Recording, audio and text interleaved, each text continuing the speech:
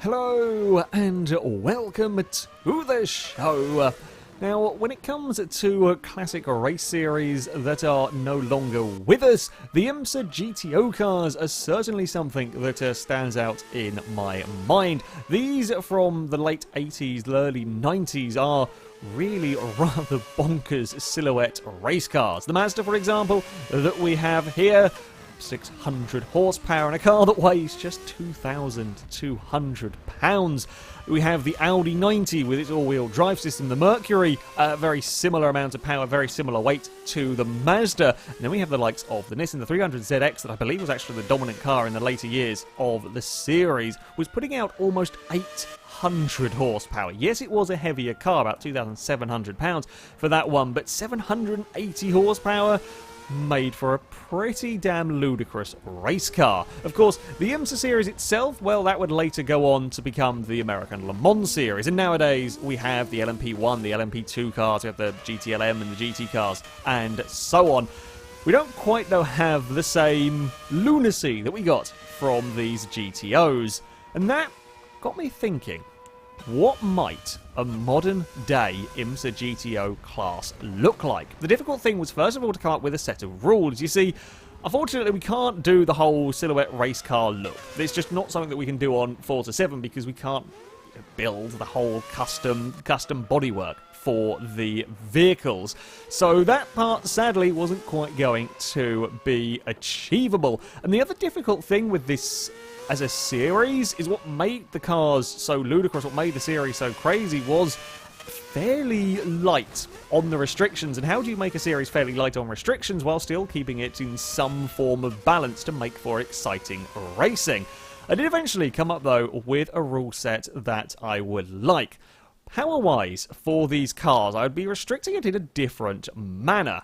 700 horsepower per ton was the way that we were going to work it. The IMSA cars of the 90s, having looked at the stats for 3 or 4 of them, all came out at around roughly 650 horsepower per ton. So, imagining that the modern cars would be even faster, I upped it to 700. Now, that is a little bit difficult to work with for some vehicles. We can probably get the power in the cars, but again, we can't completely strip the vehicles down like you would have with a full-on IMSA car. We can't, completely strip the vehicles down to crazy lightweight. So things like this Ford GT that I would end up running is 2,700 pounds. Now that is about the same weight that the Nissan got, but we couldn't really get cars down to the weight of the likes of the Mazda.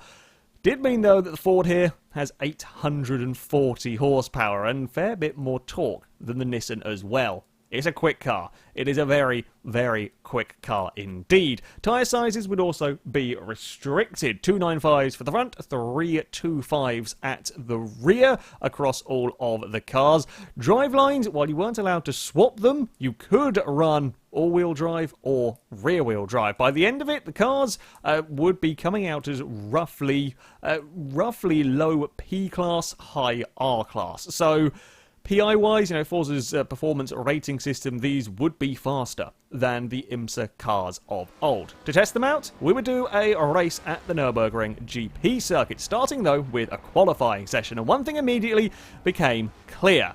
The Porsche 918, well, that was very fast. That was very fast indeed. So fast, in fact, that it initially had to be nerfed back to running on sport tyres. This car wasn't even using full racing slicks, and it was still the quickest car in the field. Not quite by as much as it had been when it was running on full slicks, but the Porsche was absurdly fast. And for an exhibition race, we agreed for the Porsche to go to the back of the grid. It would sit on pole relatively comfortably, but to make it a bit more interesting for himself, he went to the back of the field. That means that an Audi R8 would end up with the pole here. Wasn't perhaps expecting to see the Audi go so strong, but they set a very good lap time in this car, about half a second clear of the rest of the field, and the all-wheel drive was certainly going to help the R8 when it came to the launch off the line. Might be a bit heavier than some of the other cars, but that initial traction, that initial launch was likely to be good.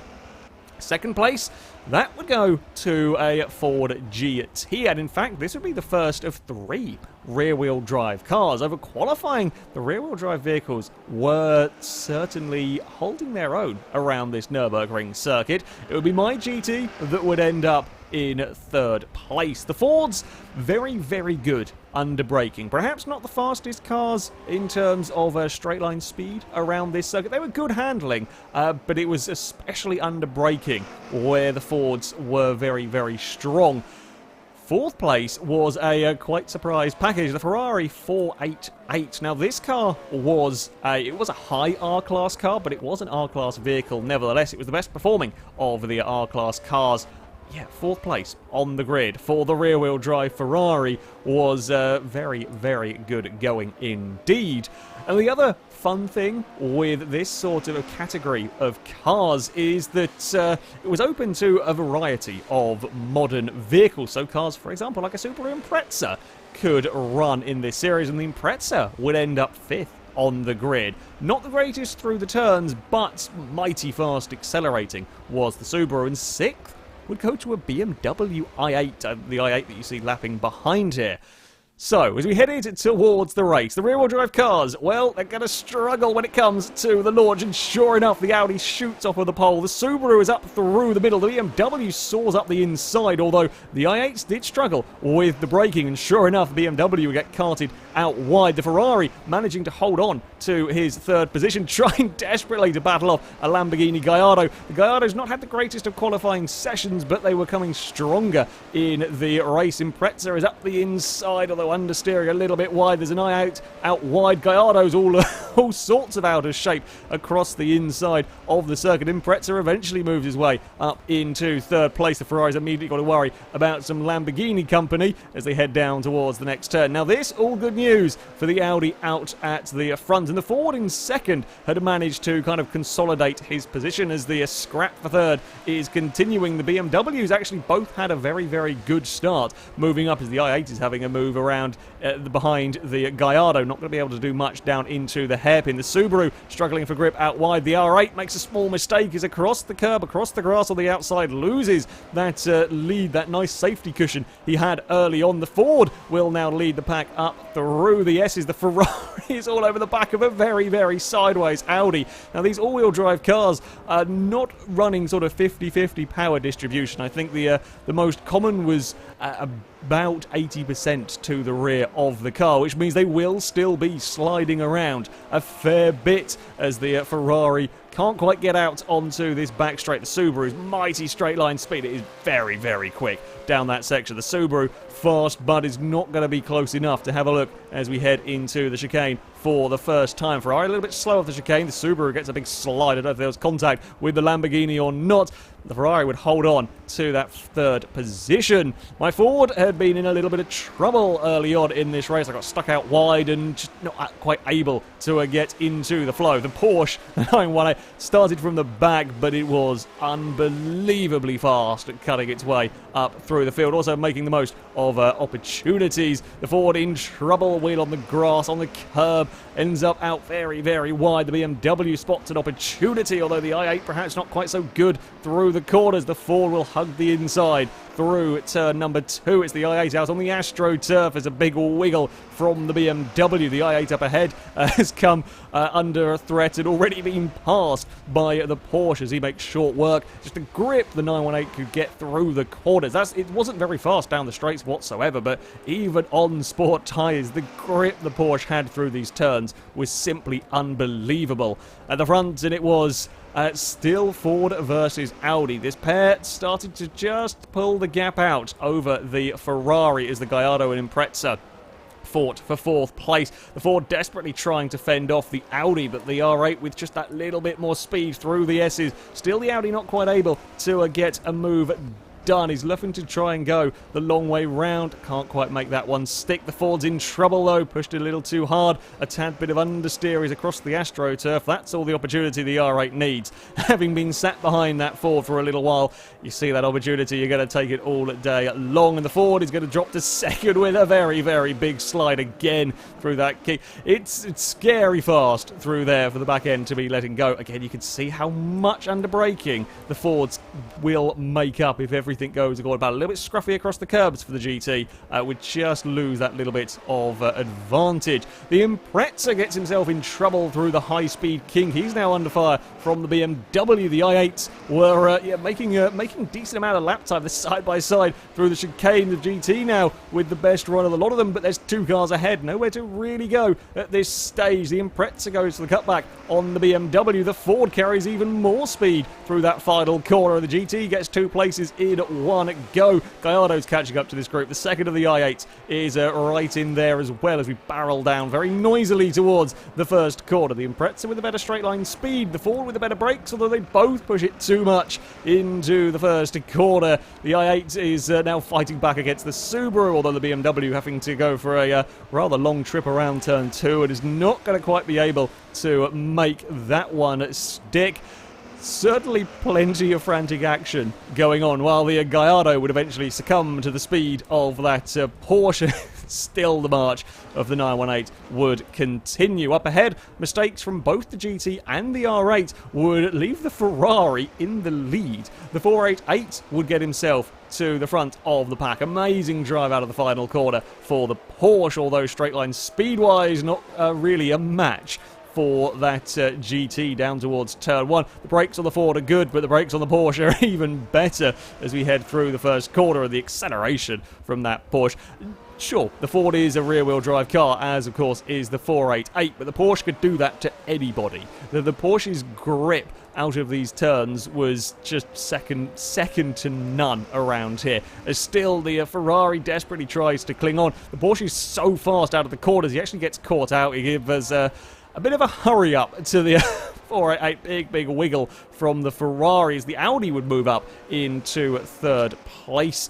The Porsche still looking, trying to go the long way around on the Ferrari. Is not quite able to make that one stick at this moment in time. It really very much, though, was a case of a matter of when rather than if here, with Ferrari doing as much as he can to try and fend off Audi a little bit wide in the background. Not what he's going to want to be doing into the hairpin. Does manage to get away with it. Porsche, better acceleration up the hill, but doesn't really fancy going too wide through the S's. Can't say I blame him, particularly at that part of the track. And again, he can pick and choose. He knows he's got the speed, he's got the grip, goes for a safer option around the outside of the Ferrari. The different corner the 488 gives him space, and yeah, that Porsche is just unbelievably good through the corners. That would be the 918 up to the lead, and unfortunately for the poor Ferrari, end up out a little bit wide. So I think trying to push to keep up with the Porsche, ended up out wide, just clipped the sand trap and lost a position to the Audi.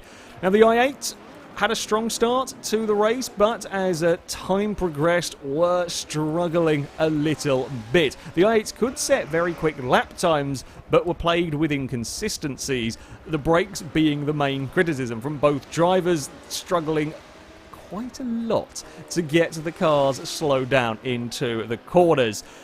Don't quite know why in particular. The i8s were not massively heavier compared to these other vehicles, but yeah, they were just struggling getting the cars slowed down. It is a good pass though from the white and green vehicle to move up a position into turn 1. But yeah, while they were running, quick lap times up there with the Fords and the Lamborghinis and so on, just little mistakes creeping in would drop them further back and they'd end up fighting one another. Well, the orange GT, my car had made its way up into a 4th place, thanks mainly to the Ferrari and Ford tangling with one another. However, the 4th was far from secure. The Gallardo up in 3rd was still within touching distance, while the lead 2 had managed to pull a pretty safe gap to us. The Ferrari going for the inside down into the hairpin. The Ferrari was a serious contender in this one. I wasn't expecting to see it outbrake the Ford. However, he managed to get it done. Better acceleration from the GT, but again, you're trying to shove your nose up the inside through the S's. You're just asking for trouble through that section, especially when you're not clearly alongside. It was my turn to try the outside pass, although couldn't quite get it slowed down in time. Asked too much, and well, one mistake will be costly when you're in a pack of cars like this. Running a little bit wide is going to prove rather costly as everyone flies down this back straight. I love the camera shot overhead here. Just how unbelievably quick these cars are at that section. The Ford goes for a big dive up the inside into the chicane, but again, asks too much. As I said, these cars are very, very good. The GT's very good under braking, but you can still ask too much of them when trying to get a pass done. So I'd be back to following the Ferrari. The Impreza, having recovered from a little bit of a dodgy moment early on, was sat behind by Ford. The Subaru so very quick down the straights, probably one of the fastest cars down the straights here. Up ahead, the Gallardo were getting big trouble on the grass on the outside. It ended up compromising the Ferrari as well. That would promote me up into a third place briefly as the Impreza continued to harry the back of the Ford. I wasn't sure whether he was going to be able to get up the inside or not. I ended up giving space so that it's a little bit of a wonky line, just too tight through the next corner. Slows the Ford on the exit, and well, there goes the Subaru. That acceleration from the Impreza was too much for me to have to try and deal with. The Ferrari back on the rear bumper of the Ford, although admittedly only briefly. Ferrari wheel on the grass, couldn't get it stopped, couldn't get it turned, and he would go and visit the gravel trap, which would remove one car from chasing down the GT, but the Gallardo was still right there. Unfortunately, there were some vehicles that did not quite work so well in all of these regulations. While cars like an Acura NSX, for example, were plagued with technical lag issues, cars like this Bentley just didn't really have the speed. They were a bit too heavy and were not fast enough through the corners. Of course, with a power-to-weight ratio as a rule, the lighter cars will still be better through the corners. There's just less weight to move. The heavier cars can get more power, will be faster down the straights, but around here, they just couldn't quite keep pace.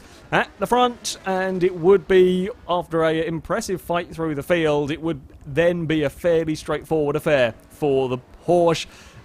None of us could keep up. None of us could keep up with the 918, and even with them having to get through traffic, there was nothing that could be done about this car. The R8 would take a relatively comfortable second place in the end of all this. Third, though, well, that was far from settled as we headed on to the final lap. Impreza was holding on to third from the Gallardo, then two Fords, and a Ferrari was back behind this group. I think it was a Bmw I8. As we headed through these first few corners, I was busy looking for a way past the Lamborghini. The Subaru makes a mistake, though. I think locks the rear, brakes ever so slightly, gets carted wide, loses one position to the Gallardo. The Ford sweeping around the outside of the next corner, so almost loses two places, although the Subaru's acceleration mighty down towards the next turn.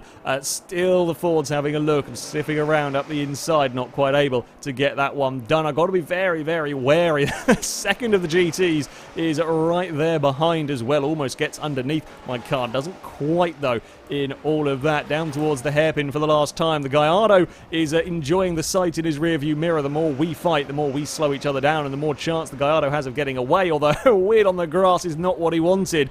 The Lamborghini ending up slowing down the Impreza as we head up the S's. I'm around the outside of the Subaru, get it done. The Ford slides his way across the curb. Now it's my turn with a bit of sliding across the top of the hill. The Impreza's on the outside, trying to go around the outside of the Ford. That's not going to quite work, and in the end leaves the door wide open. You just can't afford to leave any gap on this final lap as we head on to the back straight for the last time. Both the GTs wiggling as the power is put down. Through the kink we go. There's a big moment for both the Subaru and the second of the GTs. Onto the outside into the chicane. It's a tough place, but the brakes on the Ford are superior. It's enough to get it around. The Gallardo tries his best to keep his car there. Ends up across the grass, across the curb.